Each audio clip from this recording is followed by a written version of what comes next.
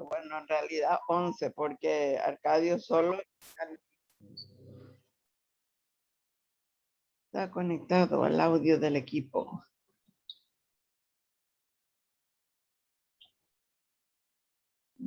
Dylan, Marlene.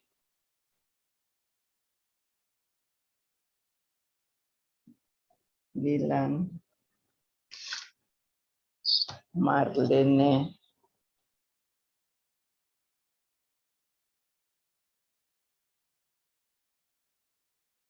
Dylan, Marlene, Sabrina, Yamila. Sabrina. Yamila está del otro lado. Yamila, Giselle. Ingrid, Romina. Romina. Romina. Ingrid. Buen día, chicos. Ingrid, Andrea. Andrea y Sofía. Andrea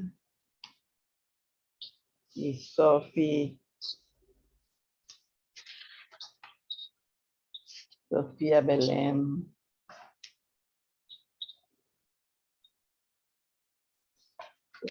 Cielo y Arcadia.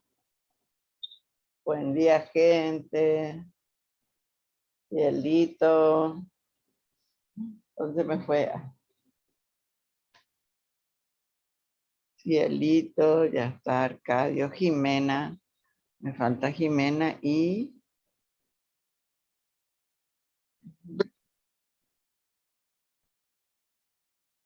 Hola, ¿qué tal, Cielito? Que me olvidé. Hola, Sí. profe, buen día. Buen día, ¿cómo estás tú? Cielo, ¿y quién no me acuerdo? Pero Cielo ya puse. Sí, ya puse la asistencia. Dylan ya puse. Y Jimena me parece que no puse. Jimena. Sí puse ya. Marlene ya puse. Romina. Sabrina. Sabrina sí ya puse. Sofía sé que ya puse. Yamila ya puse. Arcadia ya puse. Sí. ¿Quién más? Entró 12. ¿Por cuánto tengo yo? 2, 4, 6, 8. Ya me fui 2 páginas arriba. 8, 9, 10, 11 y 12 conmigo. ¿Quién entró ahora? Wow. ¿Quién es ese joven, Arcadio? Porque a vos yo te conozco. ¿Quién es el joven? ¿Qué es lo que dije yo? Viste, ya me confundió. ¡Wow! ¡Qué elegancia! ¿Te vas a casar?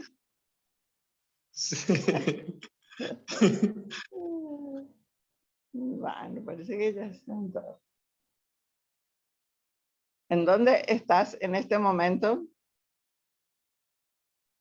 Estoy en Madrid. Llegué ayer. Sí, pero en algún evento.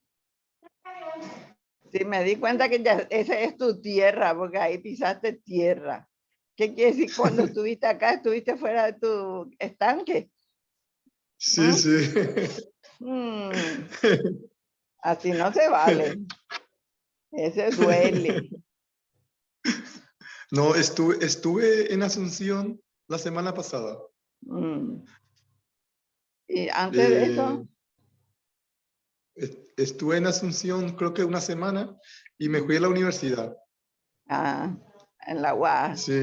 ¿Te fuiste a que te conozcan? Sí, sí. Me fui a hablar con profesor Daniela Sijara. Ah. Y poner algunos puntos.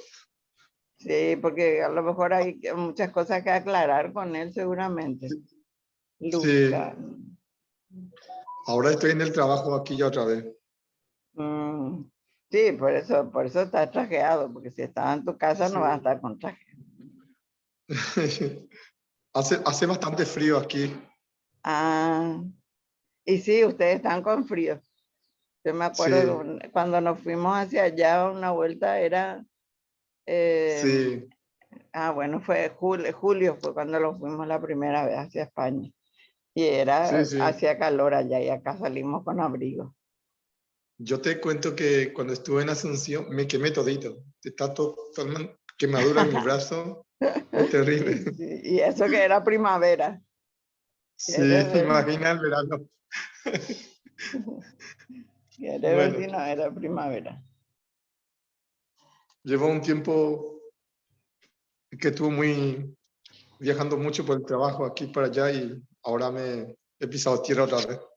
Ah, bueno, te disculpamos entonces. Gracias. Aquí se Pero, toma mate, profe. sí, es lógico ahí, pero acá no hay caso. Acá tereré únicamente puede ser. Hoy ya amanecimos luego creo que con 29 grados. Madre, madre mía, de noche era indormible. Si no ponía el aire acondicionado no dormía. Y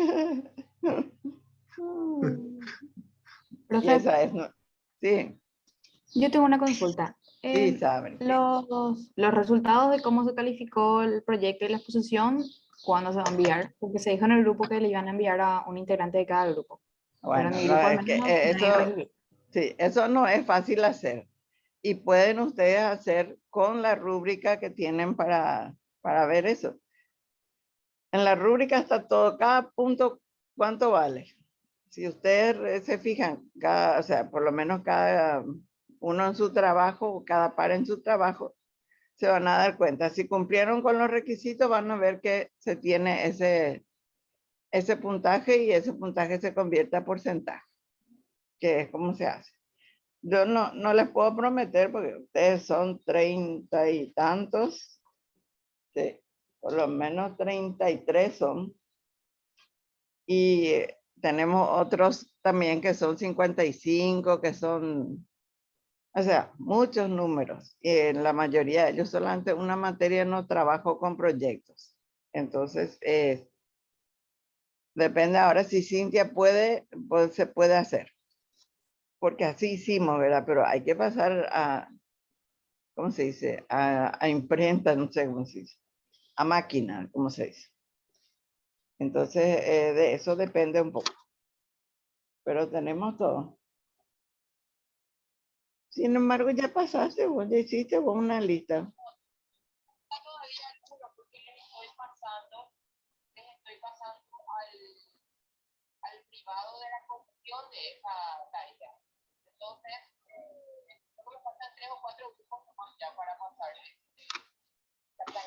Esta planilla. Mm. Ah, bueno. Por ejemplo, lo que me cuenta Cintia, no sé si oyen ahí, pero lo que me cuenta Cintia es que de cada grupo a uno del grupo le pasa el, así la planilla, esta planilla. Sí, y están los puntajes por cada punto que dice la rúbrica. Por ejemplo, en Sí, el grupo de eso comentó Skinner, en el grupo. Yo consulté porque mi grupo todavía no recibió nomás la planilla. bueno, tu grupo era Sabrina es Ausubel. Sí. ¿Todavía no se fue? Sí, le pasó ya a Marlene Yeruti Benítez. A ella le pasó lo del grupo. Ezequiel tiene igual.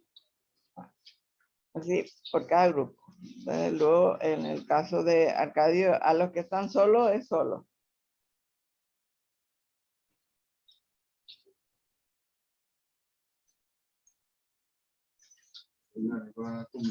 Bueno,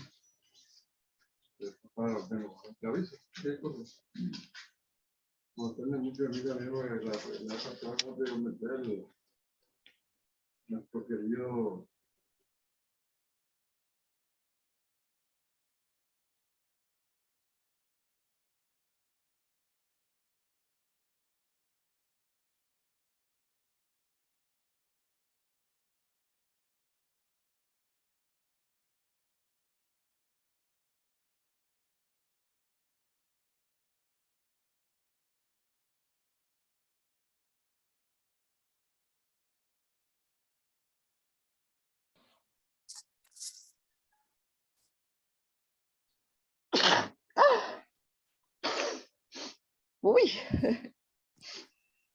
sé que me dio la chija. Bueno, Sabri, está respondida tu pregunta, entonces Sabri. Ah, ya está silenciado. Sí, profe, gracias. Ahí va a Ajá. verificar Marlene que le haya llegado. Bueno, dale.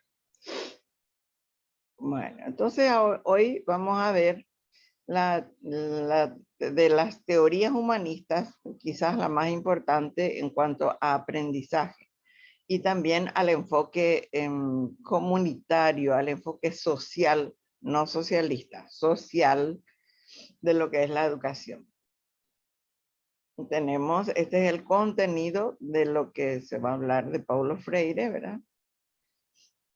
La introducción, la biografía, el pensamiento, la concepción de lo que es una escuela, la metodología de la educación popular, la diferencia entre educación popular y la llamada educación formal, que es la que la mayoría manejamos, la palabra y la imagen generadora, la alfabetización como camino de la liberación. A eso sí se refiere o sea, toda la pedagogía, la psicopedagogía de Paulo Freire, se refiere a eso, que es el respeto a la persona. Entonces, por eso le libera. Es doloroso a veces escuchar que hay gente que no quiere estudiar, que no quiere saber leer, comprender, ¿verdad? Pero es Yesenia, entró Yese. Le voy a poner el presente. Muy bien. Adelante, Yese. Bueno, entonces todo eso es lo que vamos a ver. Desde luego, como toda teoría, tiene su crítica. No, se me fue ya muy lejos este chico. Más abajo.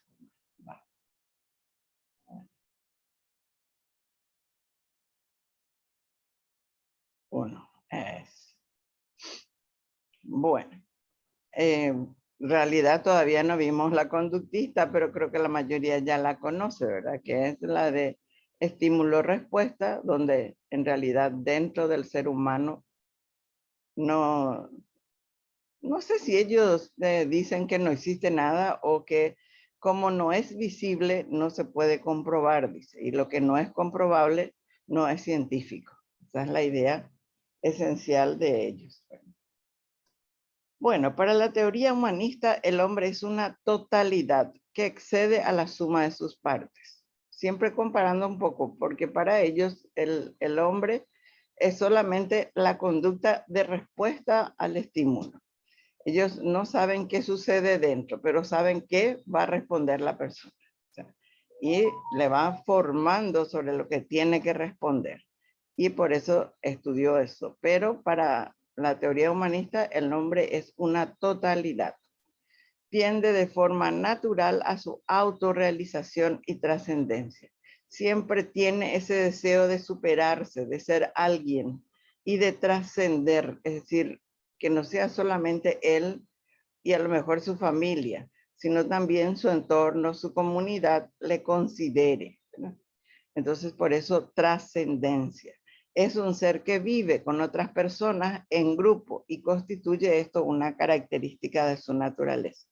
O sea, la mayoría de las teorías filosóficas hablan luego de que el ser humano es un ser social, es decir, que no puede vivir solo.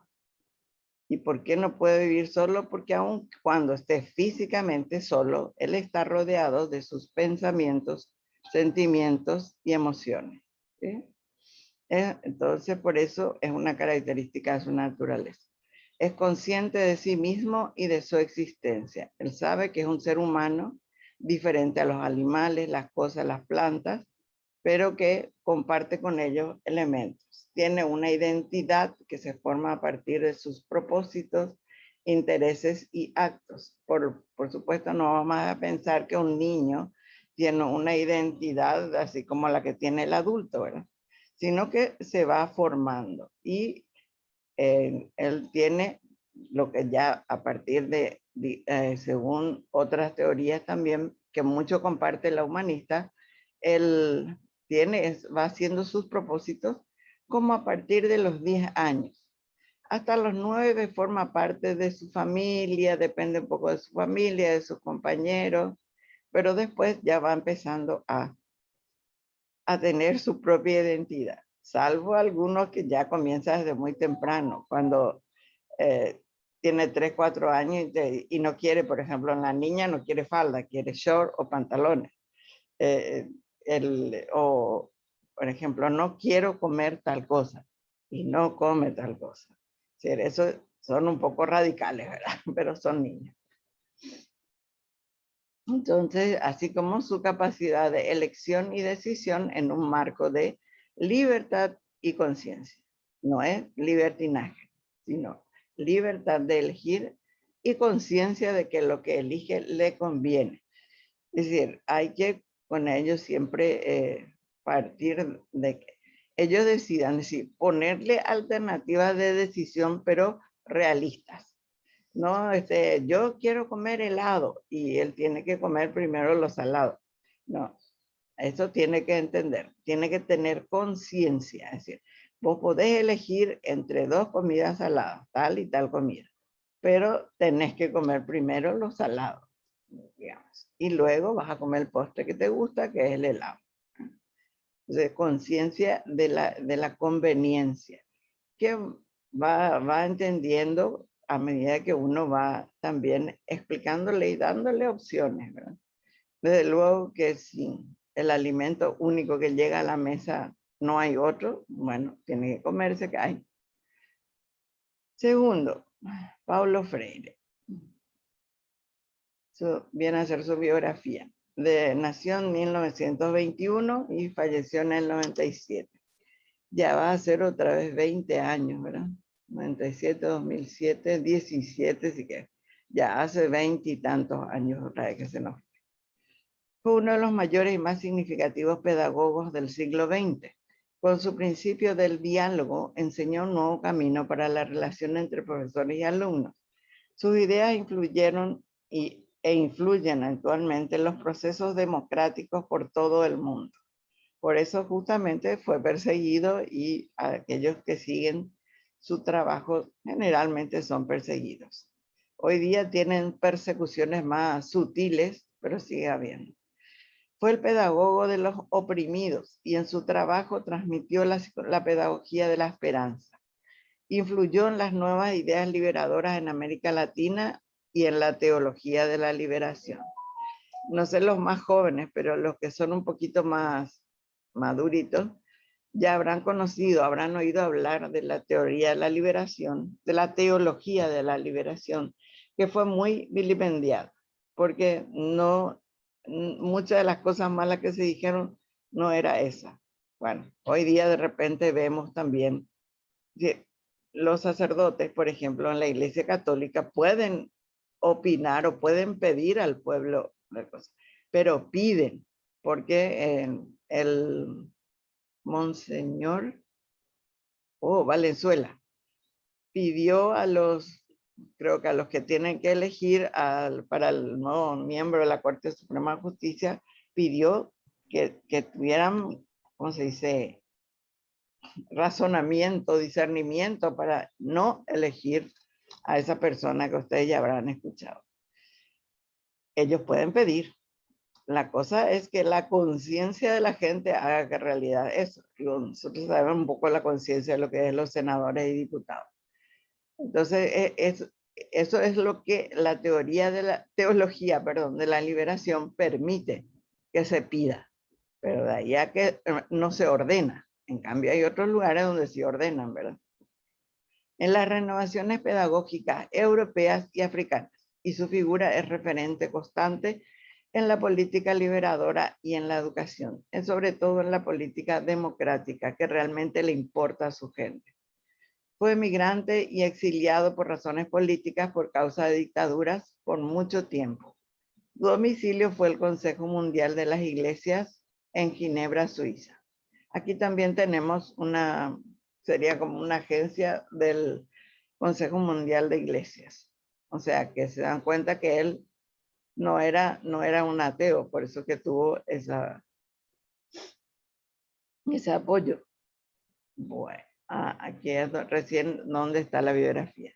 Nació en Recife, Brasil, en 1921.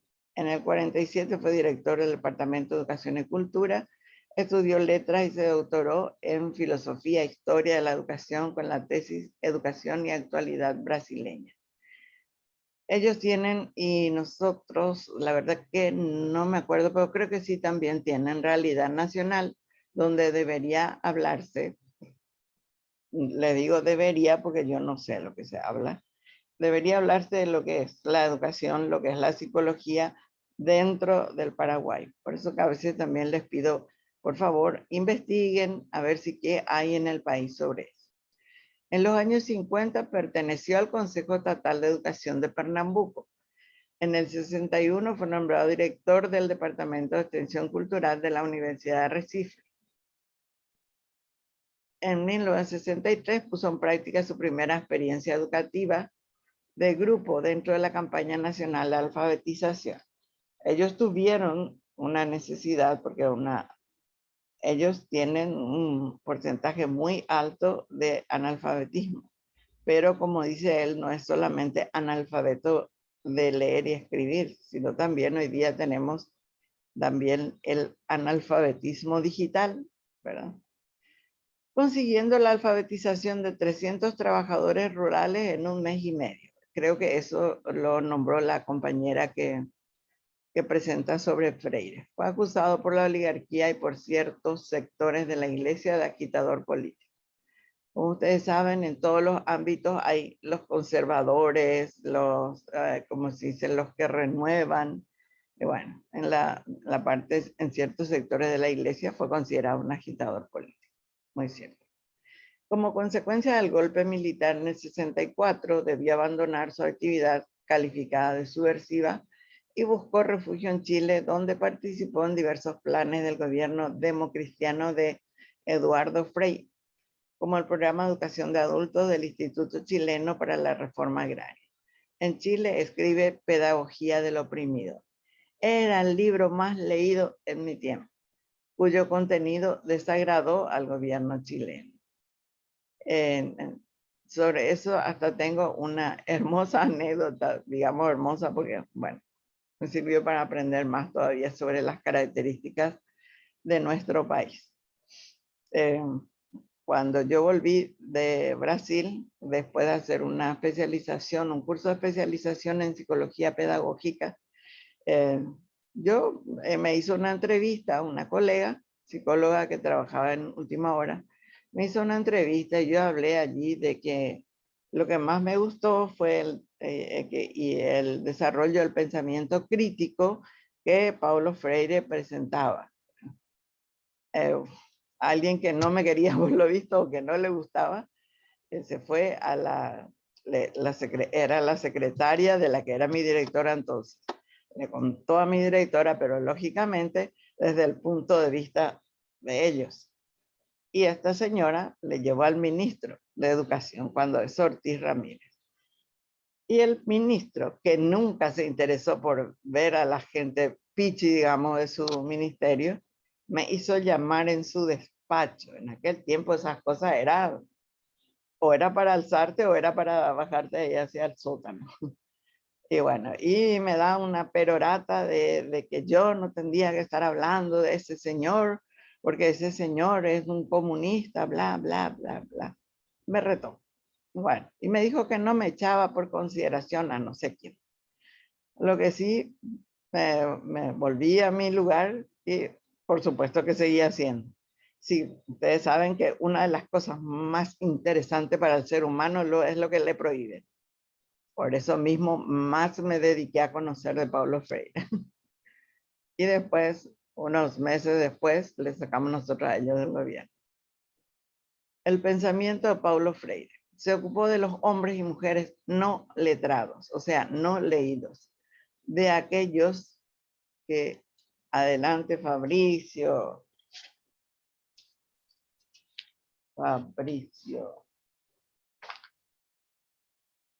de aquellos que no podían leer, de aquellos llamados los desarrapados del mundo, generalmente son los que mendigan, los que están haciendo las tareas más ínfimas, rutinarias, y esas cosas, ¿verdad? Entonces, él ya se está uniendo, ¿verdad?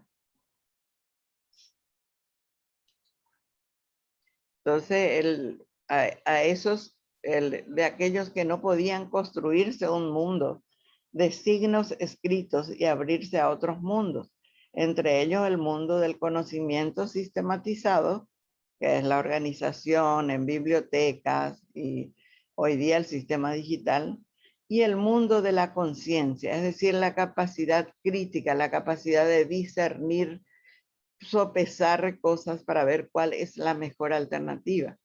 Porque para Freire el conocimiento no se transmite, ténganlo claro, el conocimiento se construye o se está construyendo en el acto educativo.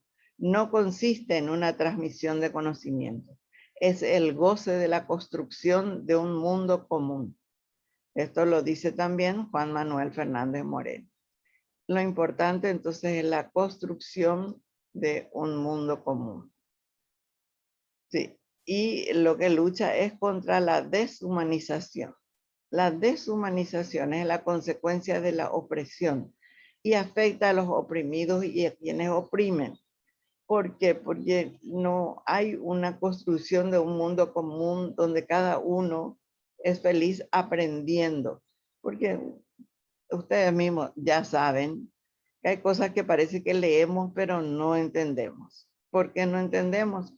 Porque no comprendemos lo que leemos.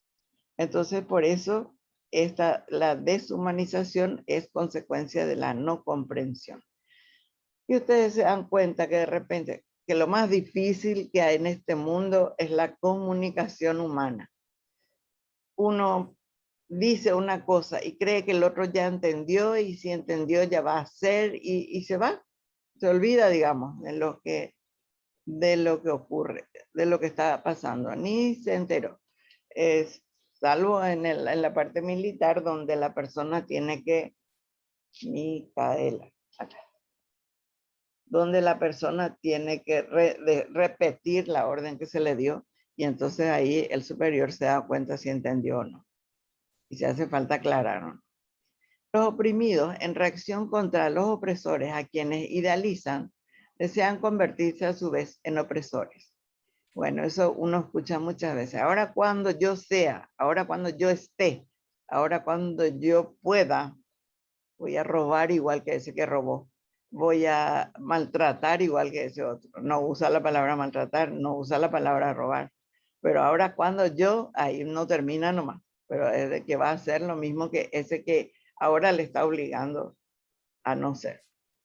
Es una gran contradicción que desafía al oprimido, proponiéndole una nueva fórmula, transformarse en los restauradores de la libertad de ambos. De esta forma debería nacer un hombre nuevo que supere la contradicción, que ni quiera ser opresor ni sea oprimido, un hombre liberándose, humanizándose, que va por el buen trato, la paciencia, la comprensión del otro ser humano, ¿sí? La concepción de la escuela de Paulo Freire. Esta es la parte más linda.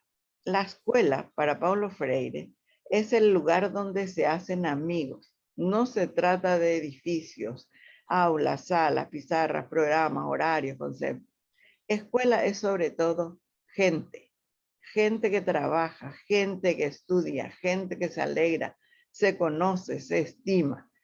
He visto que en la mayoría de los estados brasileños ya se vuelve a la escuela así como antes, digamos. Ya no hay la separación entre los pupitres, ya no hay las burbujas. Lo único que se mantiene sin falta, nadie entra a la clase ni a la escuela si no tiene tapabocas y si no se lava las manos y no tiene el alcohol todo el tiempo cerca. Entonces, ya en eso, y se da cuenta porque le preguntan a los niños en las escuelas si cómo se siente de volver a la escuela. Y le dicen ellos que están felices porque su compañera tal, porque su compañerito, porque pueden andar otra vez con sus amigos hacia el parque, o sea, distintas cosas, es cierto, siempre conservando el tapabocas y el alcohol. Entonces, por eso, como dice Paulo Freire, gente que trabaja, que estudia, que se alegra, que se conoce y se estima, por más que haya de repente rencillas entre compañeros, siempre es su grado, es su compañero. Entonces, por eso es muy importante eso. Entonces, por eso esa es la idea de Paulo Freire. El director es gente, el coordinador, el profesor también, el estudiante, cada funcionario es gente. Y uno ve cómo los chicos cuando van a la escuela le saluda al jardinero, le saluda al portero, a la profe, a la directora si la encuentra. Realmente es una gran familia donde hay muchos hermanos, donde hay padres, madres. Entonces, la escuela será cada vez mejor en la medida que cada uno se comporte como compañero, amigo, hermano. Nada de isla donde la gente esté rodeada de cercados por todos lados. Nada de convivir las personas y que después descubra que no existe amistad con nadie. Nada de ser como el bloque que forman las paredes, indiferente, frío, solo. Importante en la escuela no es solo estudiar, no es solo trabajar, sino también crear lazos de amistad. Es crear un ambiente de camaradería, es convivir, es unirse. Ahora bien, es lógico que en una escuela así sea fácil estudiar, trabajar, crecer, hacer amigos, educarse y al educarse ser feliz. Es decir, es la escuela ideal y es lo que dice Paulo Freire. Para él todo debe ser de esa forma. Y dice el autor de este texto, a partir de este poema podemos extraer diferentes ideas. Y ahí tenemos ya las, digamos, en ideas claves, esos puntos. La comunicación e interacción entre todos los participantes para conseguir libertad humana, consideración, concepto, conciencia, perdón, paciencia inclusive. En estos días es el Día Mundial de la Tolerancia. Bueno, ojalá no sea un día, ojalá sea todo el año. Segundo, prima la democracia en la escuela focalizada en el estudiante a través de una pedagogía práctica. La consideración hacia esa persona que es el estudiante, sea la edad que tenga. Existe una interrelación entre docente y discentes.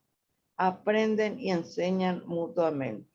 Yo les aseguro que cada vez yo aprendo más sobre todas estas cosas mediante ustedes, con la experiencia de ustedes y con el aporte de ustedes.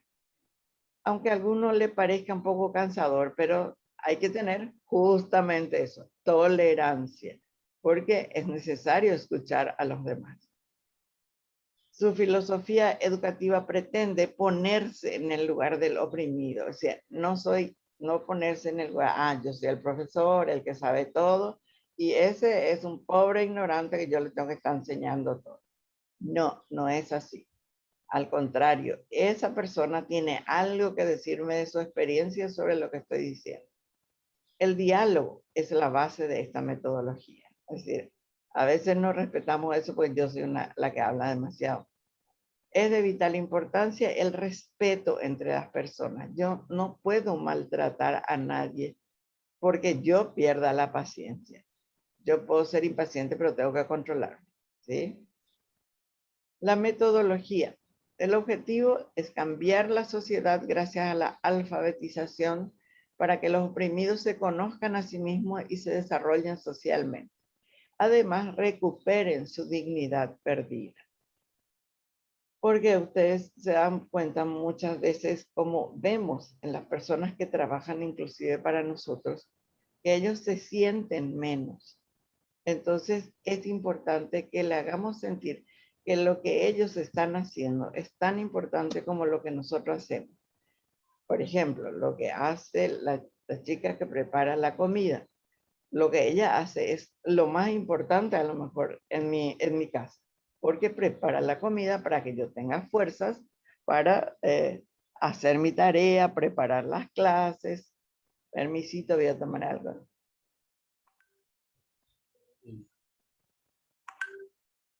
Es decir, todos tenemos la importancia. Entonces nadie tiene que sentirse menos. Por eso decía Jesús que todos son. Y el que es más humilde, ese es el primero en el reino de los cielos. Los métodos. El principal método es el diálogo. Es decir, lo que más se utilizan son los recursos orales. Sí, porque sabemos que como no saben leer, no podemos usar textos escritos solamente. Usamos imágenes. Entonces, los recursos orales es que ellos nos expliquen, por ejemplo, un diálogo adaptado a cada contexto y a cada individuo en el que todos participen de una manera activa siguiendo las siguientes fases. Entonces, cuando hablemos de métodos y fases del método Pablo Freire, entramos en esto. Primera fase, inmersión del educador en la forma de vida, cultura y lenguaje de los educandos. Así el educador va empatizando con los educandos y aprendiendo de ellos. Preguntarles su nombre, que nos cuente algo de qué hace o qué hacen sus padres, si son niños, pero como generalmente se trabaja más con este método para los adultos, entonces tenemos más información todavía. Ellos nos pueden contar cuál es su actividad laboral, cómo lo hacen, en qué contexto, cada uno de ellos cuenta algo de su cosa y ahí vamos aprendiendo con ellos de cómo viven, cuál es su cultura y su lenguaje y tratamos de hablar en el lenguaje de ellos. No en el lenguaje grosero, sino en el lenguaje cotidiano y cariñoso, digamos. Segundo, la creación de grandes láminas con dibujos que representen escenas cotidianas de la vida de los educandos. Es decir, cosas que se hacen, láminas de, inclusive algunos educadores lo que hacen es sacar fotos de varios contextos de esa comunidad y entonces les muestra a ellos y ellos van explicando qué es lo que está sucediendo en esa lámina y de esa manera van aprendiendo a expresarse oralmente. Nosotros tenemos nuestro maravilloso guaraní y de repente tenemos que permitirles a ellos hablar en Yopará, porque esa es la manera de ser. Solamente en Asunción y en ciertos puntos del país se habla solamente castellano, que no es nuestra lengua en sí, pero es la que conocemos. Bueno, tercero es la creación de círculos de discusión. Perdón, se me seca la garganta hoy.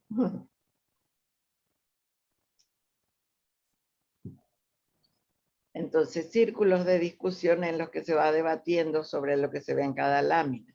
El educador no es pasivo, sino que escucha y va anotando las primeras palabras significativas que surgen, que son las que llamamos palabras generadoras.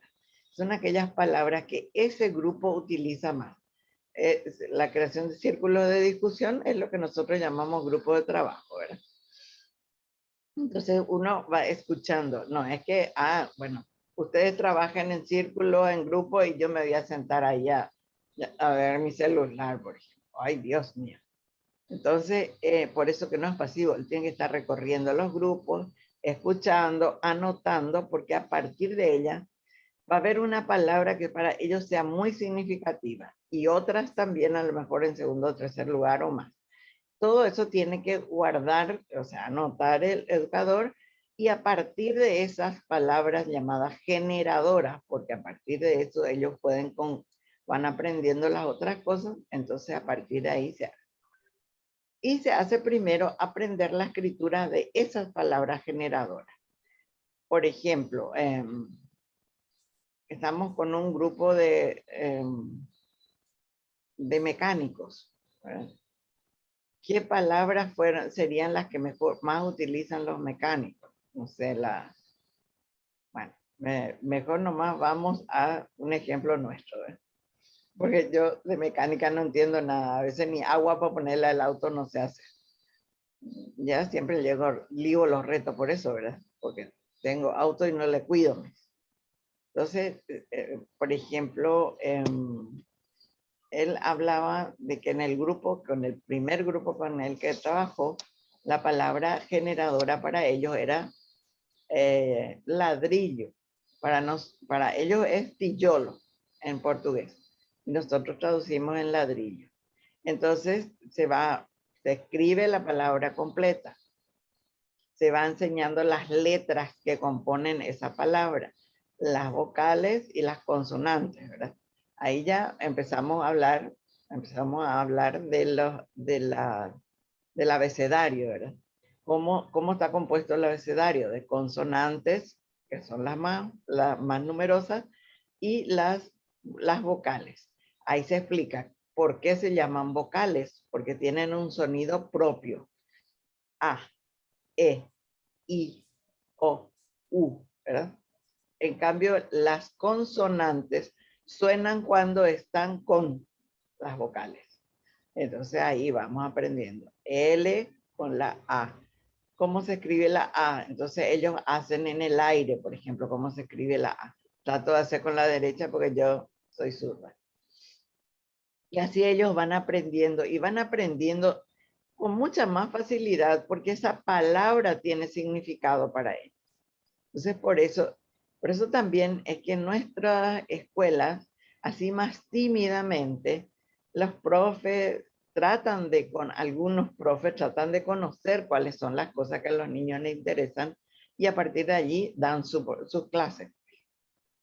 Entonces, en esta fase es aprender la escritura de las palabras generadoras, diferenciando sus sílabas y así rápidamente van surgiendo nuevos conceptos que van aumentando su grado de abstracción. Es decir, de qué otras palabras se pueden escribir con LA, con la combinación LA, eso es una sílaba, porque ya tiene 2 letras, tiene un sonido propio. Entonces, a partir de ahí pueden... laca,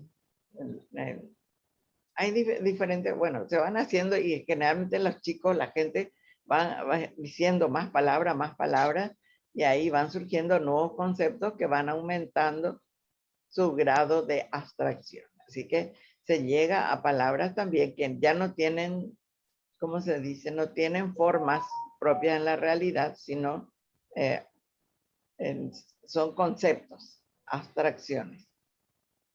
Por último, la discusión y escritura de conceptos abstractos ya llegan de manera natural a la definición antes que a la escritura del propio concepto.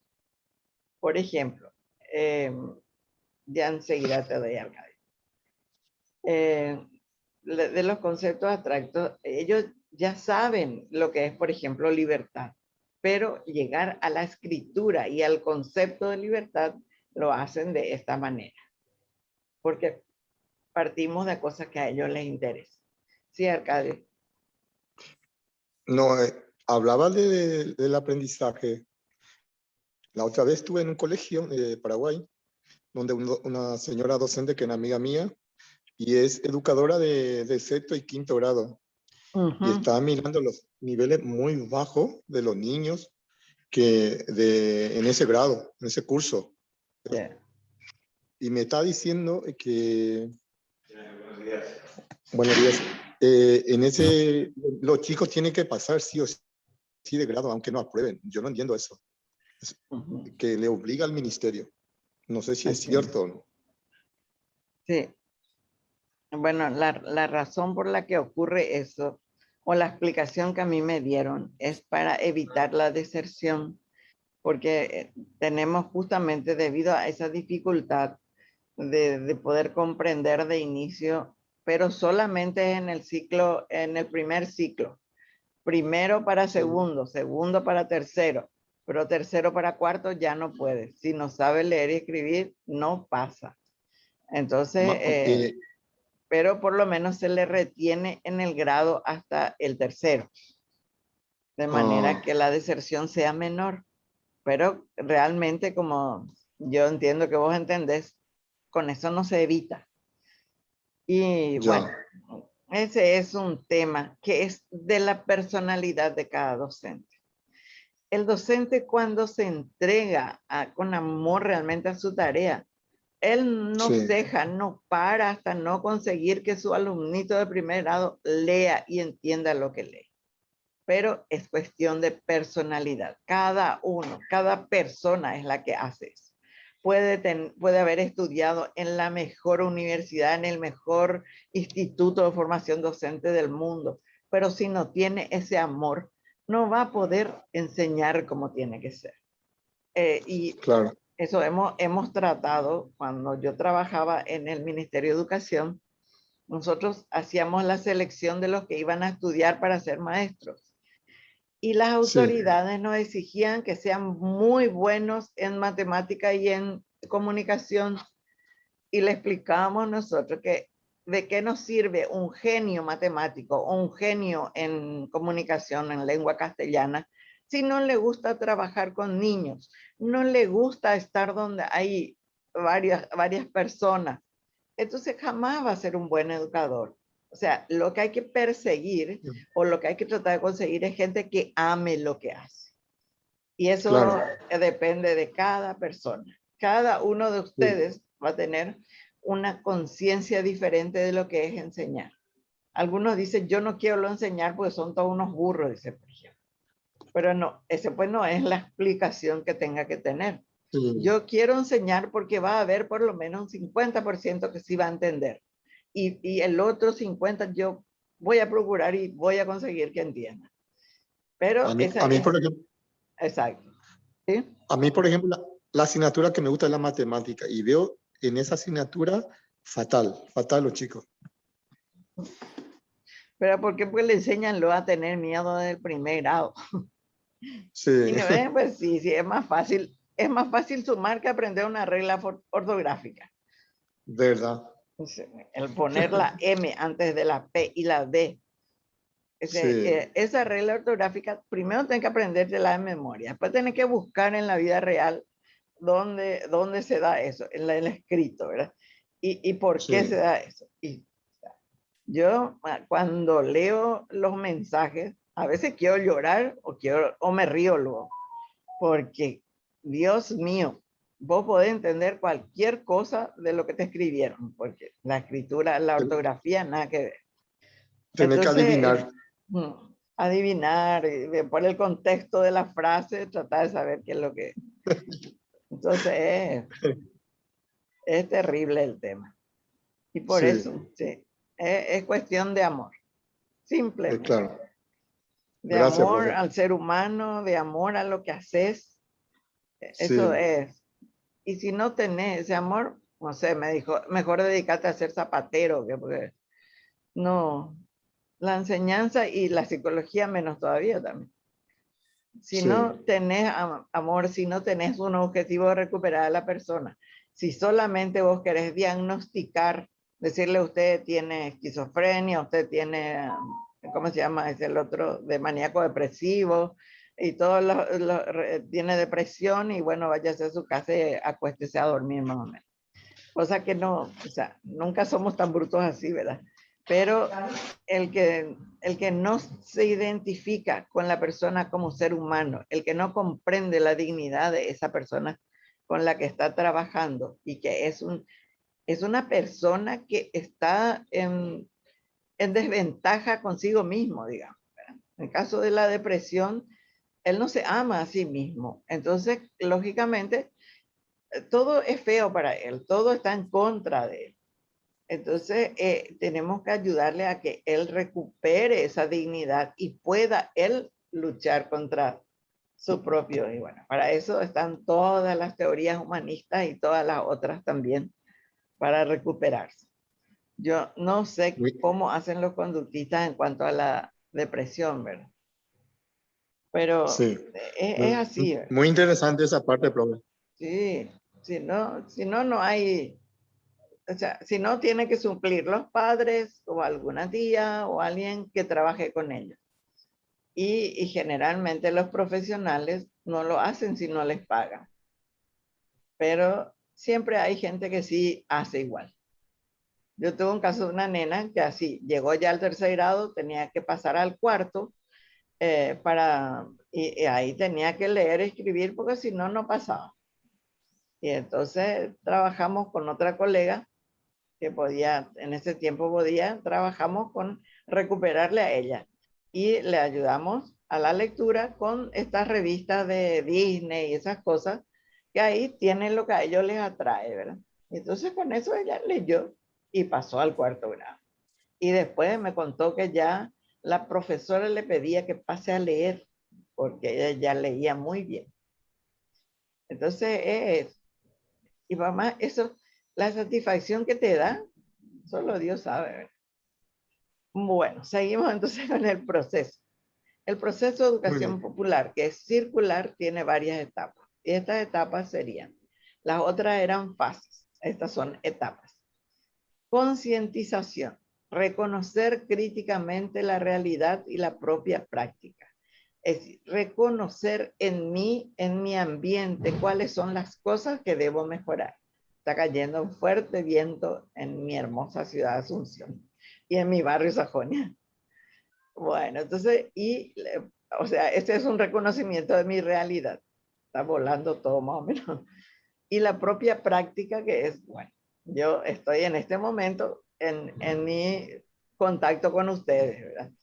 Estoy protegida en cuanto a la fuerza del viento, pero estoy viendo, entonces entra dentro de mis intereses.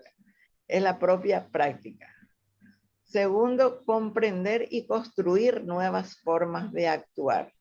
Así parece así un poco, así muy abstracto, pero comprender lo que él está viviendo y ayudarle a construir nuevas formas de actuar.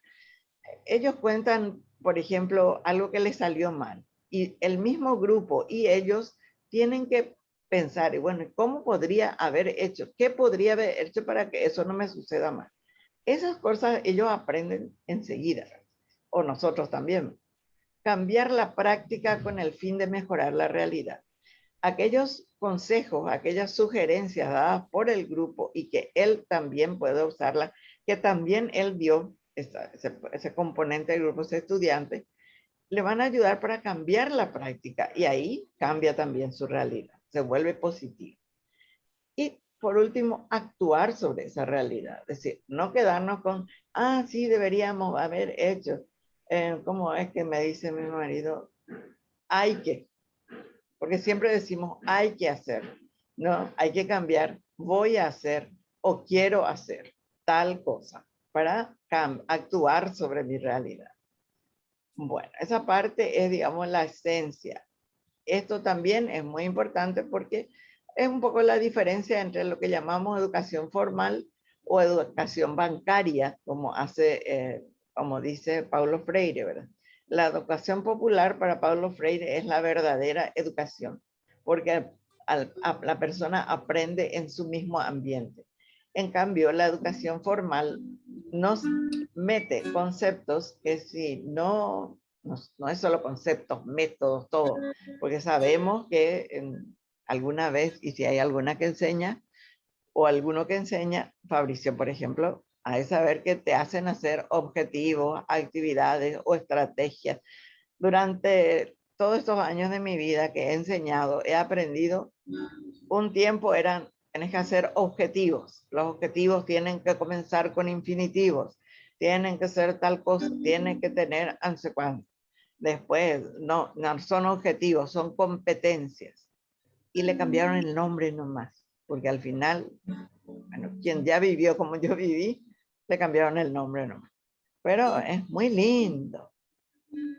Esta última dice, la educación, bueno, la educación formal y la popular.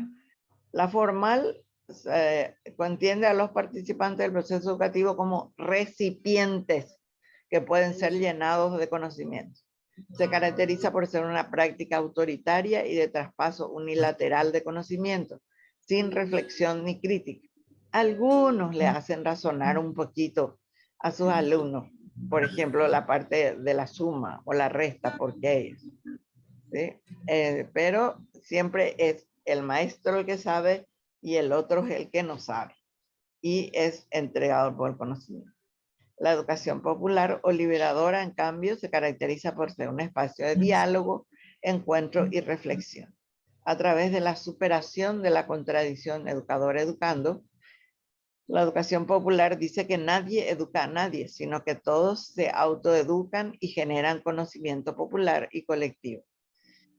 Uno se da cuenta, y nosotros hemos tenido experiencia, por ejemplo, se ha hecho experiencia en varias escuelas del país, haciendo la introducción en lengua materna. Escuelas de alrededor de la ciudad y del interior. Y cuando uno va a la escuela común, digamos, de acá, generalmente los niños están todos callados porque viene una autoridad o viene alguien que no conocen, están callados y saluden, chicos, buenos días, profesora, o buenos días, señora, tal, todo como lorito. En cambio, hemos visto en esas escuelas donde con la lengua materna, o sea, el guaraní, se les castellanizó. En cambio, ellos cuando llegan, ellos dicen, va ella pa, va de parico te ven, señora, se sepa tal cosa. Es decir, la comunicación, la apertura de nuestra gente, por ejemplo, es maravillosa. Y eso hemos aprendido. Lastimosamente no pasaron de programas experimentales. Todo siempre era experimental. Inclusive se hizo muchas cosas, escuela para padres, escuela de padres, con los trabajadores sociales. Hemos trabajado así maravillosamente con todas esas cosas. Bueno, si les cuento eso no voy a terminar. Pero es una belleza como cuando se respeta, todo se consigue. La teoría de la educación popular creada por Paulo Freire tiene los siguientes puntos. Características. 1. Es crítica y dialéctica, o sea, transformar al sujeto a partir de un proceso de educación contextual, que el oprimido tenga las condiciones para descubrirse y conquistarse, pero reflexivamente, como persona de su propio sujeto de su propio destino histórico, porque cada persona es única, tiene vivencias que comparten, por eso existimos en comunidad, pero tiene sus características únicas.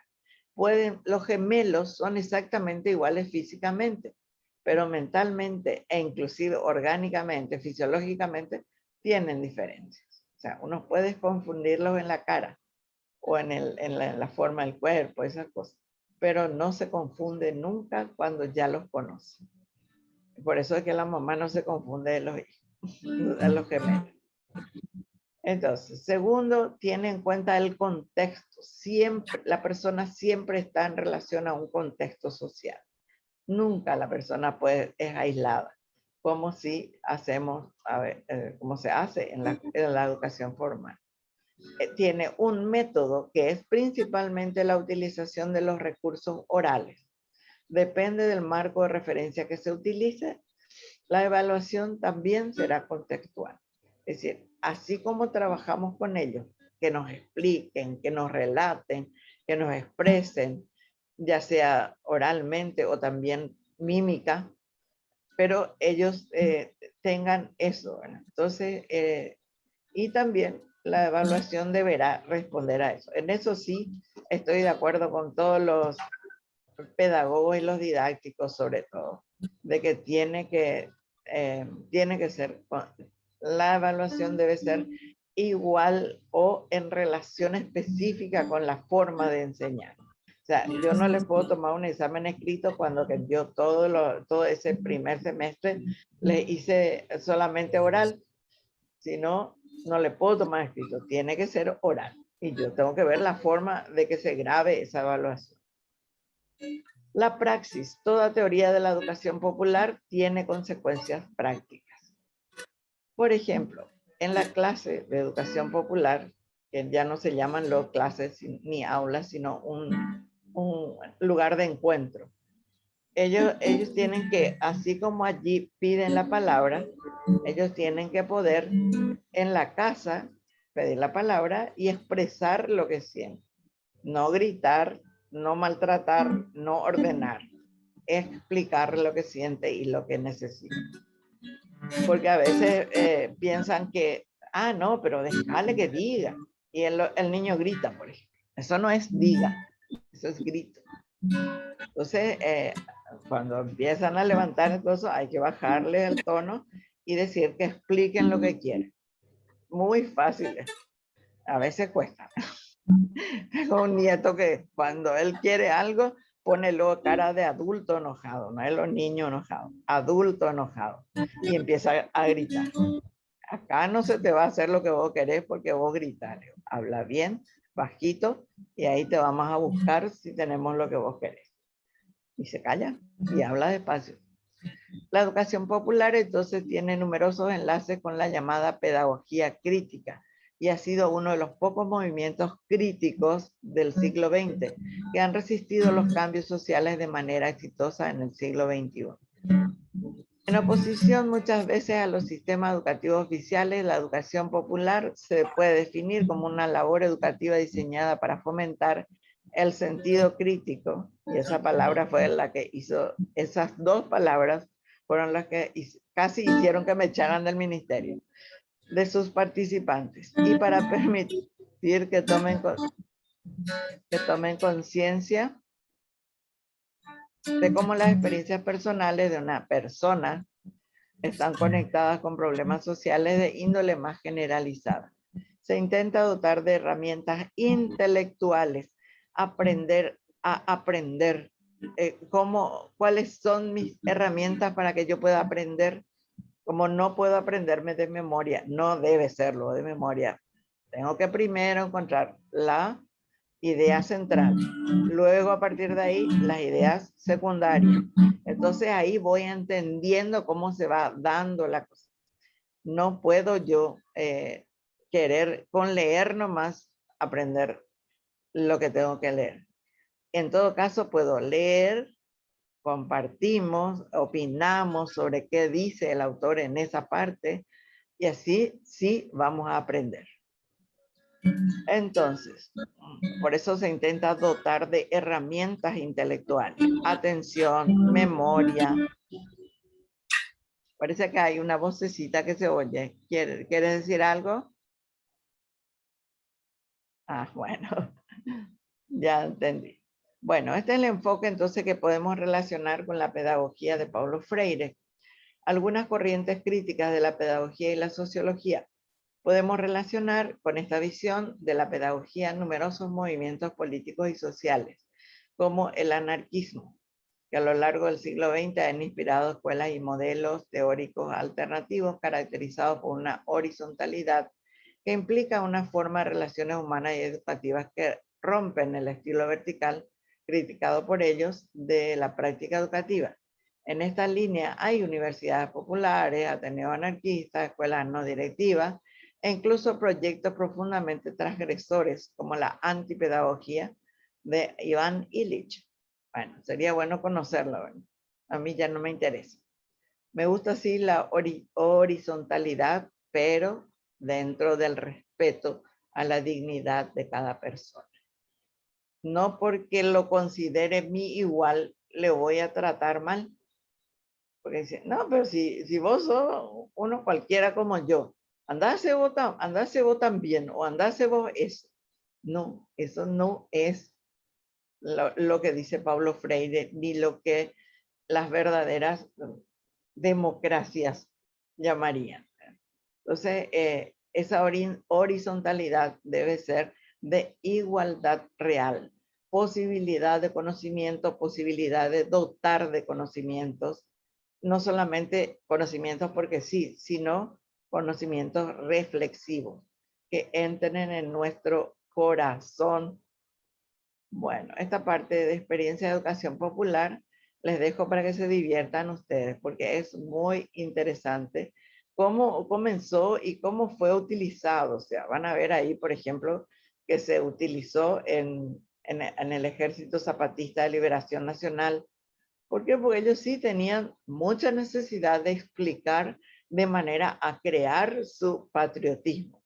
También ahí habla de Argentina, la Universidad Popular de las Madres Plaza de Mayo, que tienen sus buenas razones, pero también tienen sus fallas. Todo siempre debe estar en el equilibrio. Nada que vaya al extremo es bueno. Porque cuando se va hacia uno de los extremos se enrige, ¿cómo se dice? Se vuelve rígido y ya no da lugar a la flexibilidad y a la posibilidad de adaptación que tiene el ser humano. Siempre tenemos que hacer que sea el ser humano que elija aquello que mejor le va y no dañe la libertad de ningún otro de su entorno. El tema del aborto, por ejemplo, es mi cuerpo. Sí, es mi cuerpo, pero yo dejé entrar allí a otro ser. Y ese ser ya merece, ya es un ser humano. Entonces, todo aborto es asesinato, porque has matado a un ser humano. No hay vuelta que dar en morallario que... Bueno, pasemos de esa parte. En la actualidad, el continente europeo que ofrece mejor tasa de desarrollo humano está tratando en Brasil la solución a la exclusión social. Sí, sobre todo la mayoría de los países latinoamericanos buscan y trabajan sobre el tema de disminuir la exclusión social, porque sabemos que, por ejemplo, como acá dice, las poblaciones de refugiados, vagabundos, inmigrantes y marginados forman una clase social que está al margen de los altos estándares europeos. Esa es otra de mis, ¿cómo se dice? De las que yo no comparto. Ellos tendrán sus estándares, pero los nuestros tienen también su belleza. Yo quiero libertad con respeto a cada uno de los miembros de una comunidad. No quiero libertad por encima ni pisando a otros seres humanos. Bueno, ahí van a encontrar muchas cosas lindas también. Bueno, para atender a la demanda, el Instituto Paulo Freire desarrolló un departamento que trata de la expansión de la ideología del pedagogo, o sea, de Paulo Freire, por todo el mundo. La Universidad Paulo Freire fue creada en el año 2000, donde un encuentro de pedagogos. El coordinador Jason Mafra afirma que la función es orientar a los estudiosos que se interesen por el instituto. En el 2008 fueron inaugurados el Instituto Paulo Freire en Israel y Sudáfrica. Israel tiene un sistema muy interesante de utilizar la pedagogía de Paulo Freire. Israel es un país que necesita mucho mantener su identidad, el nombre de ser pueblo de Dios, del pueblo elegido de Dios, y ellos como estuvieron esparcidos por muchos lugares, en muchas culturas diferentes, cuando se recuperó o vuelve a ser el Estado de Israel, vienen sus habitantes de distintas partes del mundo con distintas comprensiones. Entonces se buscó hacer una formación pedagógica a partir de los elementos universales. Por ejemplo, la orientación espacial. Elementos universales arriba, abajo, a la izquierda, a la derecha, al costado de, delante de, atrás de. Esos son conceptos universales. Entonces se buscó unificar en un solo idioma y a partir de un solo idioma, sobre todo reflexivo y comprensivo. La palabra y la imagen generadora. Entonces, ellos generaron, pero lo que buscaba principalmente, además de que se comprendan entre ellos, que haya un lenguaje común, digamos, universal en cuanto a conceptos universales. Entonces, ahí ellos fueron formando también a través de eso su identidad como Estado de Israel, como Estado. Bueno, la palabra generador, la palabra y la imagen generadora. Habíamos hablado de la palabra que significa para ellos, por eso es generadora, y al inicio siempre tiene que partir de una imagen. Las lecciones para los adultos se organizaban a partir de palabras generadoras, por medio de diapositivas, fotografías, dibujos o carteles que generaban un diálogo. En Brasil, porque comenzó, como les dije, con la palabra generadora, tijolo, que significa ladrillo en español, a partir de una imagen o fotografía de un ladrillo. Porque la primera enseñanza, el primer lugar donde él ensayó su método, que les enseñó a leer y escribir en 45 días, fue entre albañiles. Entonces, él hizo primero esa investigación, supo que la palabra que ellos más utilizaban era el tijolo o ladrillo, Y entonces parte de la imagen. Bueno, ¿qué les dice esa palabra? Y en cambio, en Chile dice comenzado por la palabra trabajo. Y la imagen era alguien trabajando según el entorno urbano o campesino en el que se encontraba el grupo de adultos y las experiencias vividas por ellos. ¿Se dan cuenta cómo, o sea, inclusive a lo mejor, como dice Mafalda, es una invasión dentro de su vida de palabras extranjeras? O sea, por ejemplo, dice el papá papá usa pipa.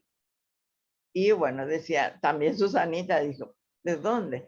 Le dijo Mafalda, ¿por qué nos ponen esta palabra que nosotros no usamos? Y entonces le dice Susanita, lo que pasa es que nos están preparando para ir a vivir en el extranjero, le dice Susanita. O sea que la misma educación de ese país está preparando para perder a ese ciudadano. Y bueno, así son las cosas.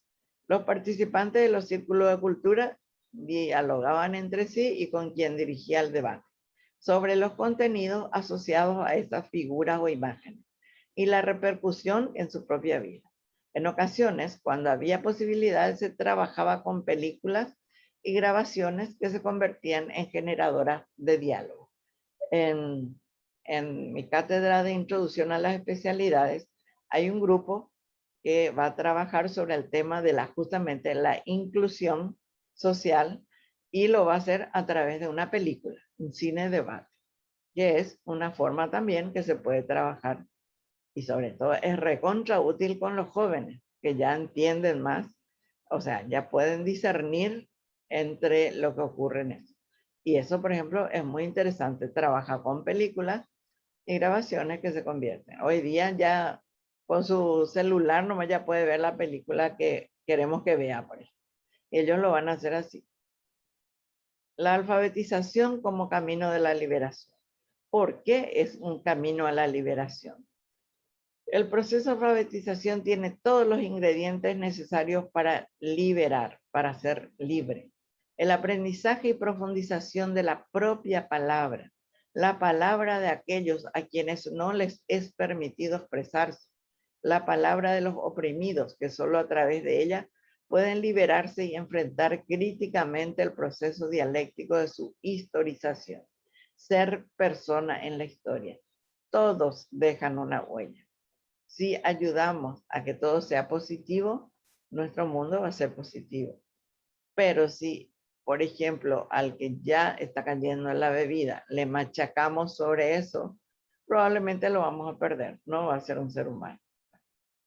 Entonces, la persona paulatinamente aprende así a ser autor, a ser testigo de su propia historia, a expresarse. Entonces es capaz de escribir su propia vida, consciente de su existencia y de que es protagonista de la historia. Sí, porque todos contribuimos en alguna forma a lo que es nuestro país. Podemos entender entonces la alfabetización como la conquista que hace el hombre de su palabra, lo que ciertamente conlleva la conciencia del derecho de decir la palabra. Se me tiene que dejar expresar, aunque sea por 5 minutos en cada vez, pero a decir lo que él está sintiendo. No permitir que se burlen de sus errores de pronunciación, sino ayudarle a que pueda él llegar a expresar.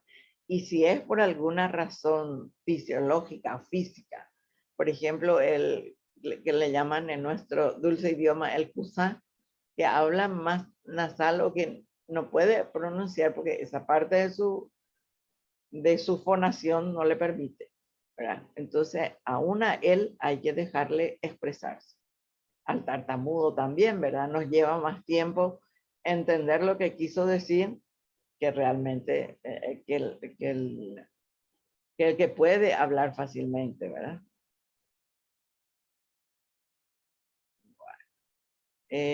Luego tenemos por último las fases del método para la alfabetización. Esto sí se dan cuenta, es un poquito de repetición, pero igual es interesante. Levantamiento del universo vocabulario. Eso, como ya les dije, todas las palabras que se utilizan en ese grupo. Es decir, por ejemplo, un docente que se va por primera vez a trabajar en una ciudad de, no sé, ponele, Vallapuá de Central, por ejemplo. Es una ciudad, pero el que se vaya ahí a prestar servicio, primero tiene que conocer al entorno, recorrer las calles, ver qué habla la gente, presentarse, conocer a las personas, ver cuáles son las cosas que ellos más utilizan. A partir de eso, entonces, prepara su clase. Por ejemplo, es un primer grado, tiene que enseñar vocabulario, el abecedario. Entonces va a buscar cuáles son las palabras que son más ricas, que tengan más posibilidad fonética y de mayor carga semántica, con sentido existencial y emocional. Tiene que irse con su cuadernito anotando cuáles son las palabras que los chicos más dicen, de qué edad son los chicos, y entonces a partir de allí organiza su material de manera a poder introducir el concepto que tiene que dar. Segunda fase, la elección de las palabras relacionadas del universo vocabulario. De todas esas palabras que recogió, ¿cuáles son las que ellos más repitieron? Esas, y de entre esas otra vez, ¿cuál es la que le permitiría más palabras a partir de, por ejemplo, en el caso de tobogán? No sabemos lo que es el tobogán, pero a lo mejor los chicos lo que más decían era la palabra tobogán. Ahí tenemos la T, la O, la B, la G, la A y la N. Tenemos 6 letras a partir de las cuales ellos pueden ir nombrando otras palabras, o sea, más posibilidades fonéticas y también por la pronunciación. Y el docente sobre todo tiene que procurar pronunciar bien. El docente no se puede permitir errores en la pronunciación, porque los chicos, sobre todo en el primer ciclo, el modelo es el profe o la profe, y la forma en que habla y dice, todos los movimientos ellos replican. Tercero, creación de situaciones existenciales típicas del grupo con el que se va a trabajar. O sea, con ese primer grado, por ejemplo, comenzar mostrando elementos de un parque de juegos, aunque sea el más pichi que haya. Bueno, las palabras utilizadas entonces reciben el nombre de generadoras, eso ya sabemos. La cuarta fase es la elaboración de guías flexibles que auxilien a los coordinadores de debate en su trabajo. Esa es la palabra clave, flexibles. No podemos hacer cosas rígidas, porque el ser humano no es rígido. Y el que es rígido está un poco fuera de normalidad, digamos, con normalidad entendida simplemente como lo de la mayoría. La quinta fase, entonces, es la descomposición de las familias fonéticas correspondientes a los vocablos generadores. Ahí ven, ¿verdad? Todo. Pueden decir todas las palabras que se les ocurra con to, y uno hace la lista, y después otra vez va separando, y va, hasta les diría que es una diversión enseñar así. Se plasman las situaciones en láminas, diapositivas o proyecciones que de la experiencia vivida por el alfabetizando pasan al mundo de los objetos. Después entonces ya se les da eso como tal. Bueno, ahí tenemos campo de aplicación, la aplicación a las salas de clase. Y acá da las condiciones los educadores reflejan el enfoque humanista de la siguiente forma. O sea, un educador humanista, más todavía de la corriente de Paulo Freire, al diseñar diseña currículos pertinentes a la vida de los alumnos. Educación sexual, relaciones interpersonales, abuso de drogas, según los lugares. Yo me acuerdo que una práctica que hacen los chicos de la Universidad Católica, ellos van a trabajar con justamente esas escuelas que no tienen apoyo psicológico, que no tienen nada ni de la supervisión. Entonces la Universidad Católica ofrece ese servicio. Y los alumnos, con la guía de los profesores, van haciendo. Y me acuerdo que había un colegio que estaba cerquita de un lugar donde vendían la droga, inclusive lo vendían a ellos y tenían ahí. Entonces se empezó a trabajar con los chicos el tema de drogas. Y ahí surgieron varias cosas que después y que se fueron trabajando de manera que ellos sean los que resistan, digamos, o no caigan en la tentación de usarlas.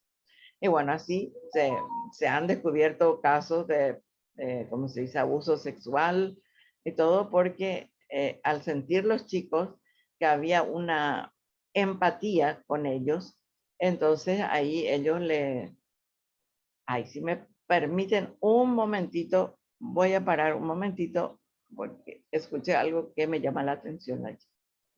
Bueno, me esperan un segundo, ¿sí?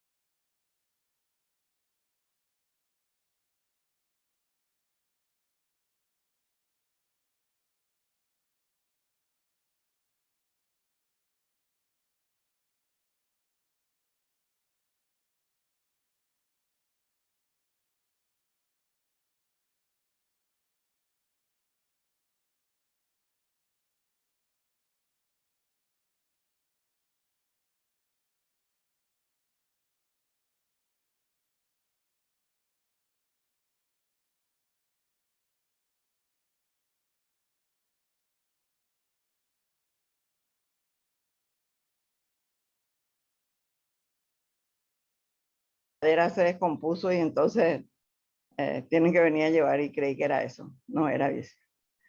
Bueno, entonces los educadores humanistas de Freire diseñan currículos pertinentes a la vida de sus alumnos.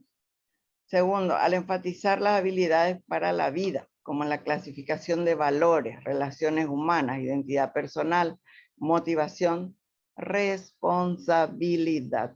Todos somos responsables de lo que hacemos. Las consecuencias nos vuelven justamente por nuestro actuar. Que si actuamos correctamente, sea por la razón que fuere, pero si somos correctos, justos, lógicamente las personas van a ser así con nosotros. Pero si no hacemos así, lógicamente no van a venir. Si yo le grito a alguien, no me va a responder con cariño, me va a gritar también, ¿verdad? Entonces, esas cosas, las relaciones humanas, la identidad personal, yo tengo que ser yo, pero no permitir tampoco que me dañen, pero yo tampoco debo dañar.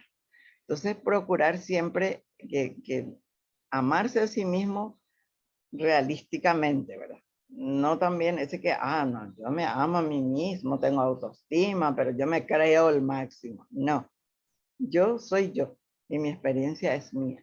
Yo puedo aprender mucho y puedo enseñar mucho también. Y como les digo, sobre todo la responsabilidad.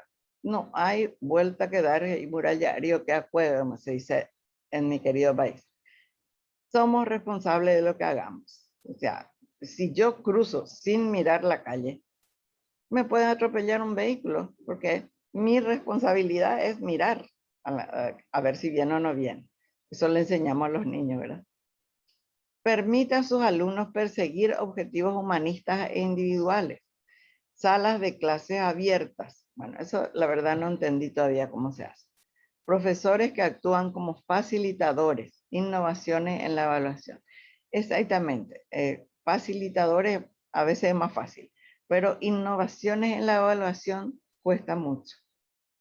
La mayoría no quiere hacer, por ejemplo, utilizar un método donde le permita una expresión oral, por ejemplo. No, dice, no, eso no, porque no hay, no, después ahora va a venir el padre y me va a decir, ¿y por qué esto y por qué aquello? O la madre, ¿verdad? Que más en nuestro país es más la mamá la que se va a ver eso. Entonces, dice, no, mejor nomás eso, falso verdadero, selección múltiple, porque eso voy a tener el patrón de la respuesta y listo. Y no debe ser así, ¿sí? Tiene que haber posibilidad de expresión. Por ejemplo, la técnica de ensayo, evaluación con ensayos. Generalmente no hay profesores que lo utilicen. ¿Por qué? Porque ahí va a tener que ser más perspicaz para darse cuenta si entendió, si llegó al núcleo de las cosas. Que así debería ser en la universidad. Las conclusiones deberían ser verdaderas conclusiones, no simplemente repetir frases, ¿verdad? Anticipan la tarea que dura toda la vida de la toma de decisiones y elección, permitiendo que los alumnos hagan elecciones dentro de su vida escolar. Es decir, darle oportunidades, aunque sea 2 alternativas, quiero decir, de hacer. Bueno, ustedes pueden hacer esto o esto. Los dos, cualquiera de los dos va a valer 10 puntos, 5 puntos, etc. Solía poner, elija uno de estos 3 puntos y desarrolle. Y le pones 3 temas y la persona elige el tema que a lo mejor es el que más entendió y sobre ese hace un desarrollo de qué es, ¿no? Entonces es muy importante cuando el profesor pueda tener, aunque sea alguno de estos requisitos. Me acuerdo que un año un alumno hizo así en un dibujo, que voy a buscar a ver si encuentro otro día, el profesor y cuáles tienen que ser sus habilidades, puso todo así, como poniendo flechas. Muy interesante. Y enfatiza la preocupación personal e individual de los estudiantes. Y ustedes perdonen que esta corrección esté de esta forma. Entonces, es importante que él le dé lugar a esa preocupación personal e individual del alumno, del estudiante. Y Patterson, por su parte, menciona los cambios que es preciso introducir en las escuelas para ponerlas a los principios humanistas, adecuarlas. No es fácil, porque necesitan programas escolares de mayor apertura. Eso no es tanto. Es cierto, es más tranquilo y más seguro cuando sigo exactamente lo que dice el ministerio o lo que dice el profesor Ashihara. Pues, es más fácil, porque, no, si me dice, acá no está bien porque acá pusiste esto, no, pero eso es lo que vos pusiste en la guía.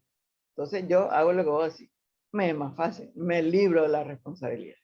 Pero si yo realmente quiero respetar al estudiante, yo tengo que abrir y tengo que tener mi fundamento de por qué te di esa oportunidad o por qué hice que vos digas eso y no lo que está escrito ahí, lo que tienes. Segundo, dar prioridad al aprendizaje. Que lo más importante para ellos sea el aprendizaje y no, como dijo Arcadio, como hizo referencia a Arcadio, a eso que ocurre, ¿verdad? Que como tiene que pasar nomás luego al 2º grado o al 3er grado. Entonces no me preocupo porque no aprendió. Solamente, le hago pasar porque tiene que pasar. Eso no es en ese objetivo. Yo tengo que hacer todo el esfuerzo para que él aprenda. Si no aprende, bueno, le damos esa oportunidad de aprenderlo en el 2º grado. Si no aprende en el 2º, le damos prioridad para el 3º. Pero son chicos que se van a aplazar generalmente en esas 2 materias que son competencias básicas. Insistir en la autonomía del estudiante, es decir, que él elija, porque gracias a Dios hay muchos caminos para llegar a Roma. Todos los caminos llegan a Roma. O sea, vos hagas la suma poniendo palitos, cambiando de lugar, hagas las sumas con objetos, hagas la suma pensando, todos los caminos te van a dar el mismo resultado. ¿Sí? Entonces es insistir en que él tenga su camino. dar mayor importancia a la creatividad, permitirle que te muestre que hay otros caminos. Hay docentes que, y lastimosamente estoy hablando por mi gremio, que dicen que tiene que ser exactamente así como ella le dijo. Y ocurre lo que se llama alienación. Como aquella niña que ya dibujaba perfectamente el cuerpo humano, hacía dibujos preciosos antes de entrar en la escuela. Y al llegar al primer grado, la profesora le tachaba todos los dibujos que eran los hermosos que ella hacía.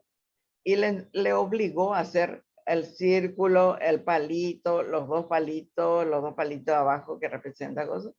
¿Y qué es lo que sucedió? Esa niña se alienó, nunca más o sea, ojalá después de adulto ya haya llegado a bien, haya podido recuperar su creatividad. Pero generalmente eso se queda grabado. Resaltar las actividades colaborativas, el trabajo en grupo. El trabajo en grupo requiere sí de la atención del docente y tiene que hacer que cada uno contribuya con alguna opinión por lo menos. Y otorgar espacio para la evaluación interna, es decir, pueden ser preguntas, pueden ser explicaciones que le dé a otro compañero y que él mismo juzgue si su presentación estuvo en la escala de 1 a 5, estuvo en 3, en 4, en 5 o menos. Bueno, limitaciones y fortalezas de la aplicación de la teoría humanista. En realidad, a mí no me gusta esta parte porque yo no creo que sea eso así. Dice que una de las críticas que es demasiado vago en el sentido de los términos que usan, ambiguo y sujeto a una interpretación individual. Si algo es auténtico para el sujeto, no lo es para el otro. ¿A quién le creemos? No es cierto. Tanto para uno como para otro tiene una interpretación individual cada cosa. No sé, volviendo al tema del ladrillo. Sí, pero todos tienen una idea de lo que es el ladrillo. Pero desde luego que por eso se utiliza lo que es del contexto. O sea, yo no voy a ir a un grado de las Teresas a ponerle como imagen generadora un ladrillo, porque ellos probablemente ni siquiera lo han visto nunca. Entonces, es esa calidad del docente la que va a hacer que eso sea, que demuestra que eso no es malo. Segundo, está dirigido hacia lo más sentimental. El poder del pensamiento positivo, la infinita capacidad del ser humano de lograr lo bueno. Y eso es lo que queremos, ¿verdad? Lograr lo bueno, lograr que sea positivo. Los críticos dicen pero ¿qué pasa? Que puede ser una fuente de inspiración, pero no es algo para enseñar. No. Mientras. Pero ya leanlo ustedes. ¿Dónde me quedé? Siempre todo eso, ¿verdad? La construcción sobre problemas reales, y a medida que va avanzando en la escala, tiene que ir siendo más abstracto en la capacidad de desarrollo. Proporcionar recursos. Me habían dicho que en Fundación en Alianza, creo que ya le dije en la clase, en la presentación de la compañera de había materiales elaborados justamente para este tipo de... Ahora, generalmente, pues, la gente le tiene miedo. Y sobre todo ¿cómo se dice? Autoridades. Hay muchas que son muy conservadoras, por no decir radicales. Entonces, le quitan importancia. No, eso no es. Eso sí es válido. Hay que proporcionar recursos.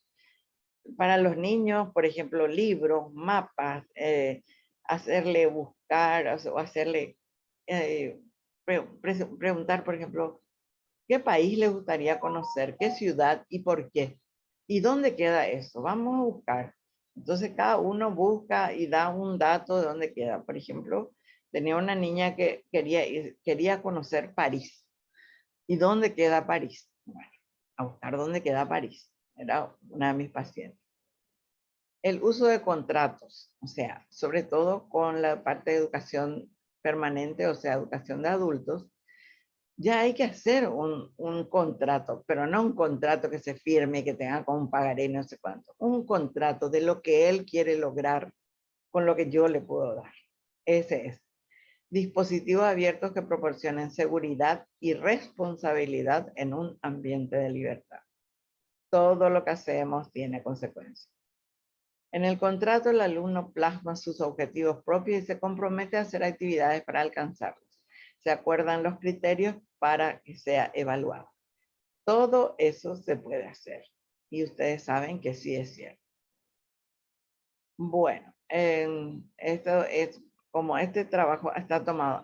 Esta es en la Escuela Politécnica Cirilo Duarte, parroquia de la Santa Cruz, aquí en Sajonia, sobre está en una cuadra paralela a la avenida, en Sajonia. De ahí ella había traído la experiencia, la alumna que hizo este trabajo, había traído la experiencia.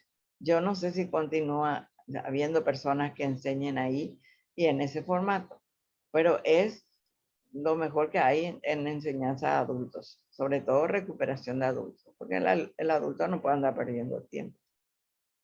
Bueno, esto es todo sobre Paulo Freire y entonces quedo abierta si hay algunas preguntas o algo así referente a esto. Y quiero decirles un poquito sobre el tema del examen. Bueno, el segundo parcial, que es una parte va a ser el próximo viernes y la segunda parte en el siguiente viernes, porque entra dentro de nuestro tiempo, no vamos a caer en el extraordinario.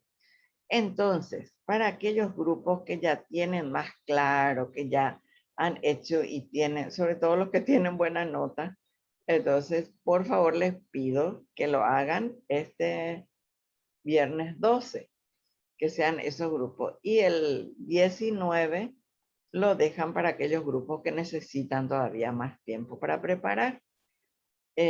Nosotros le pusimos material. Nosotros le pusimos ejemplo de presentaciones, de alguna presentación del informe final. Ya le...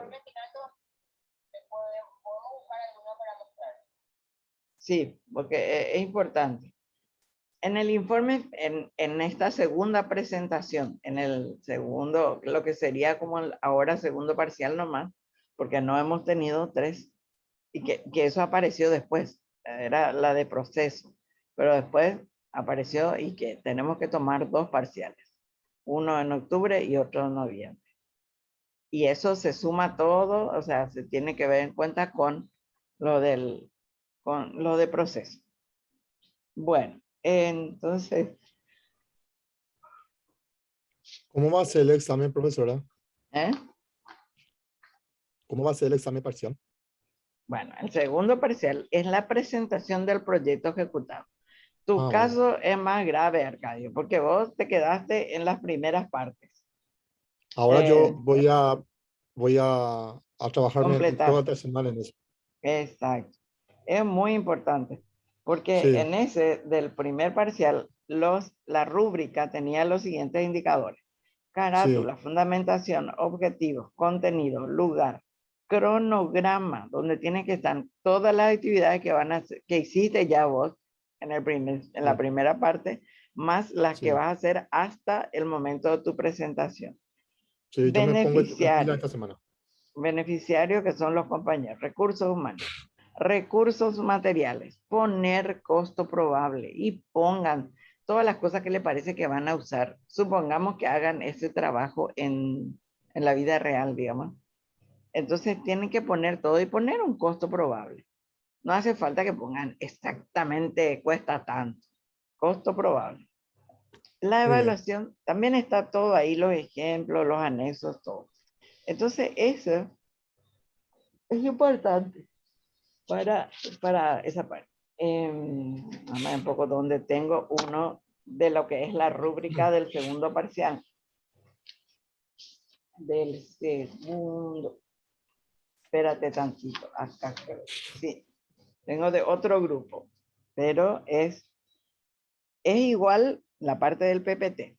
Es igual presentar la carátula, presentar la fundamentación, los objetivos, el contenido. El siguiente ya es citar nomás la actividad realizada. Los resultados gráficos. Supongamos, la mayoría de los grupos presentaron encuestas o cuestionario aplicado a personas y grafican esos resultados. Vamos a procurar ponerle uno que esté muy bueno para que a ustedes les sea más fácil. Pero es aplicar, graficar, y no sé cómo explicarles cómo después resulta fácil, les sirve para tener un poco de dominio de público, digamos, ¿verdad? Porque los compañeros están escuchando y pueden, aunque sea si no quieren decirnos directamente, pueden decirnos en el privado, ¿verdad? Me pareció que podía ser mejor acá o que podía hacer mejor esto, todo lo que sea para mejorar. Ay, Enrique Hood, yo no la había puesto todavía. ¿Vos estás controlando la asistencia por si acaso o no? No. Enrique, espera aquí. Hola, profe. ¿Qué tal? 15, no, Fabricio sí, pero Enrique es lo que yo todavía no había marcado. Enrique. ¿Qué tal, profe? Muy bien, ¿y tú, Enrique? Profe, ahí te escribí en el WhatsApp para consultarte sobre mi caso de la vez pasada también, que te escribí. Bueno, dale, te contesto esta tarde. Dale, profe. Profe, y entonces, Anoche a las Gracias. 12 de la noche estaba enviando la foto de una hoja que no salió bien, me dijo. Ay. Entonces de profe, repente si reciben mensaje a las 12 de la noche ya saben de quién es, de qué profe.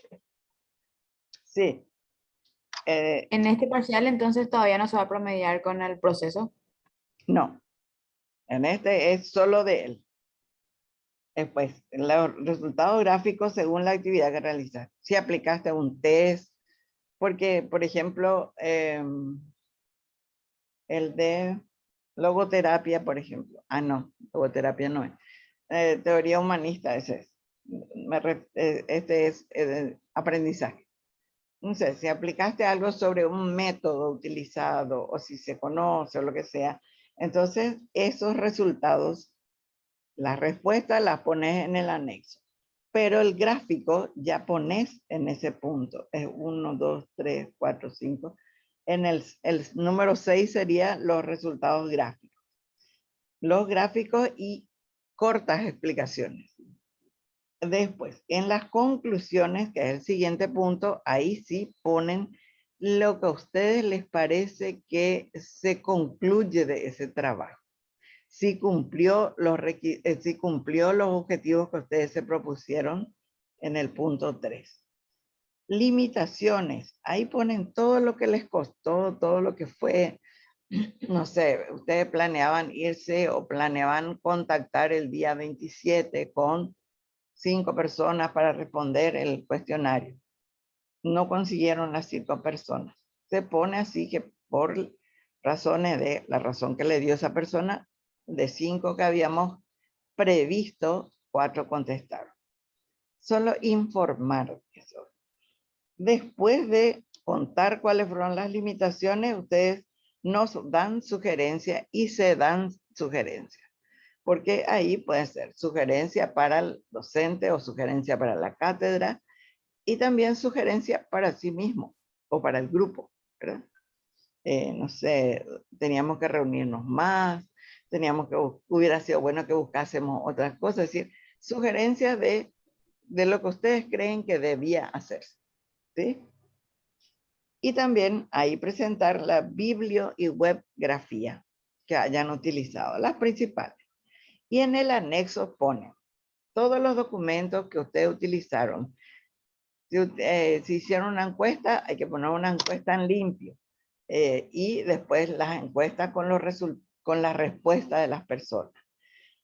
Si compararon con las notas, por ejemplo, entonces pueden poner ahí las notas pueden poner no los nombres, sino las edades, el sexo, y la nota en el test y la nota en la materia con la cual correlación. que va a ser una correlación, ¿cómo es que se llamaba? Hace tanto tiempo que ya no me estudio los tipos de correlaciones, que no es lineal. Pero es una correlación así que al ver uno ya se da cuenta de, por ejemplo, un chico que obtuvo en un Raven, que es lo de inteligencia, ¿verdad? Que obtuvo un nivel alto, muy superior, como sería el percentil correspondiente al 5, es de 93 a 99. Entonces tuvo un percentil 93 a 99, pero en la materia con la cual queremos correlacionar obtuvo un 3. Entonces quiere decir que él está rindiendo por debajo de lo que puede. Hay que averiguar qué es lo que pasa con él. O sea, el docente tendrá que hablar con él y ver qué es lo que pasa, por eso que él está teniendo un rendimiento por debajo de lo que puede.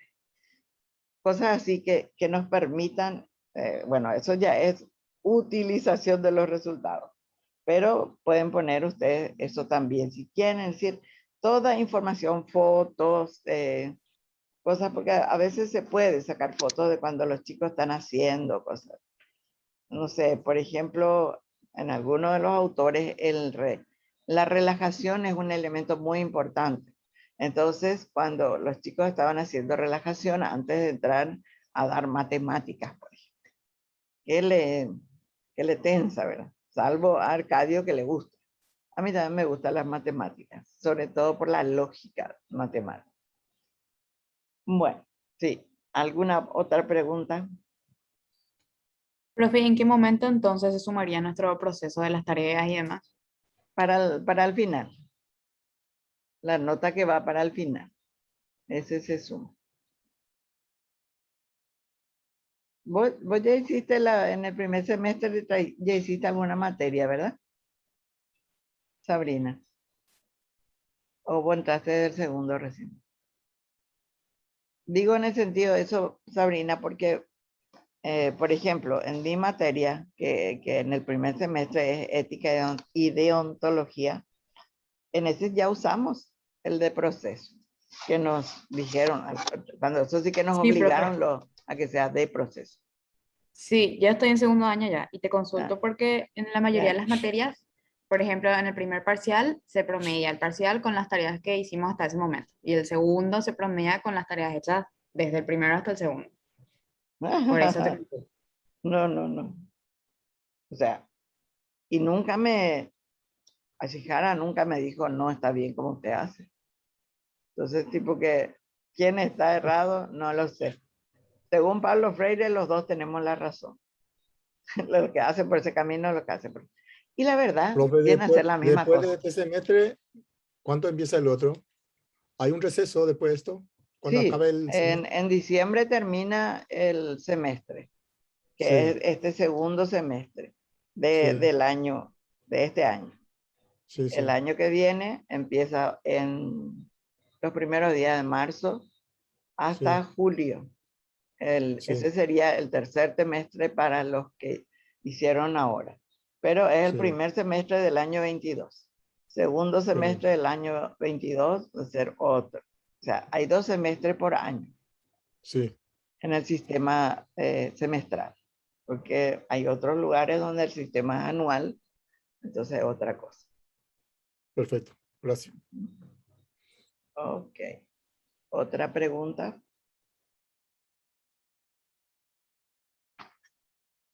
No hay otra pregunta, chicos y chicas. Pueden hacerlo. Te contesto. Pueden hacer la pregunta ahora o pueden hacerla en el privado y les contesto. Ah, sí. Sí. Y vamos a hacer 5 grupos para este viernes y 5 grupos para el siguiente viernes. Por eso les digo, y yo les voy a poner 5 que ya están bien avanzados y que ya pueden presentar. Por eso sí que les pido que me envíen su proyecto, su informe final de proyecto ejecutado. ¿Sí? Ese según la rúbrica, así como está allí en la plataforma. Y ahí mismo ustedes ya van a ir viendo cuánto pueden alcanzar. Tengo, por ejemplo, en otra materia que no es de ahí, donde ellos ya están presentando su segundo parcial. Y hasta ahora, su segundo parcial están haciendo los 25 puntos que son del proyecto presentado, están haciendo los 25. Lo que varía un poco es en la parte de la presentación personal, pero no varía mucho tanto. Igual es muy bueno. O sea, Profe, no, profe, sí. lo demás que está en la web, que no está calificado, ¿eso tiene que calificar todo o no? Hay mucho que no Vamos se a califica. calificar todo, pero por eso les pido un poco de tiempo, porque a mí lo que me dificulta mucho, por eso les digo que a veces contesto a las 12 de la noche y eso, porque todo el día estoy. Me estoy Muy queriendo bien. librar de unas cuantas materias para el año que viene, pero ninguna de la UA. De la UA no abro mano. Yo tengo mucha paciencia. Te esperaré. Sí, no hay problema. Yo, o sea, a cada uno, digo, a cada grupo lo que le pido es que envíen su borrador de informe final. Y entonces ahí ya les puedo decir, mejora acá, pone acá esto, pone aquello, antes de que llegue el día de presentar. ¿Sí? Como les digo, quedo abierta para otras preguntas a través del grupo, ¿sí? Del grupo o en el privado, dijimos. ¿Sí? Bueno, si no hay otras preguntas, entonces voy a ir a ocuparme de mis tareas de ama de casa. Por mi parte, nada, profe. Un Bueno, placer. gracias. Los otros niños que se han ido a dormir otra vez. Chao.